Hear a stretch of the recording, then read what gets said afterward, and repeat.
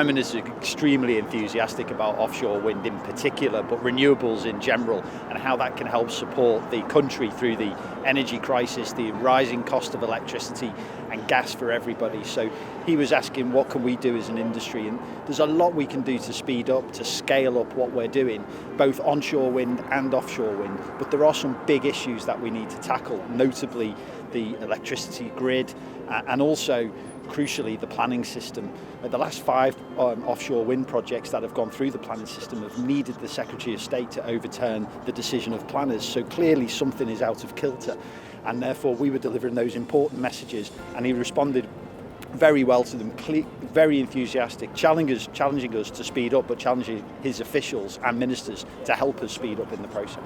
So we're living through a time where people's electricity and heat bills are going through the roof. We're seeing bills doubling and trebling, and that's really frightening for people.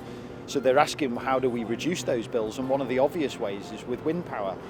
Wind power is already half the cost, at least half the cost of the next best alternative, whether that's nuclear or gas or any other form. So we've got a technology which is scalable.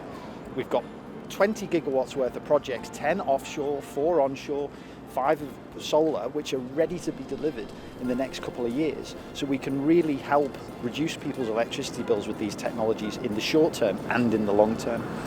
This year's Global Offshore Wind, which is going to be in Manchester in June, is probably one of the most important offshore wind conferences we'll have had in this country, because never before has there been so much A, opportunity, but B, pressure to a certain extent from government, from lawmakers, for us to speed up, to scale up and deliver more for the country because of the energy crisis that we're living through. So it takes on a new added significance, but also we're in a position where there's a window of opportunity. Government and lawmakers are listening to the challenges that we face as an industry, and we'll be having those lawmakers with us there on the day, so we'll be able to get our voice heard.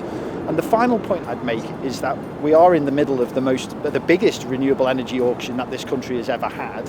Hopefully by June we'll have had the results of that auction, so that'll be a lot of contracts that are in the market, a lot of discussion that's going on about how we're going to deliver those projects, and hopefully a lot of excitement about what we're going to be building over the next part of the decade.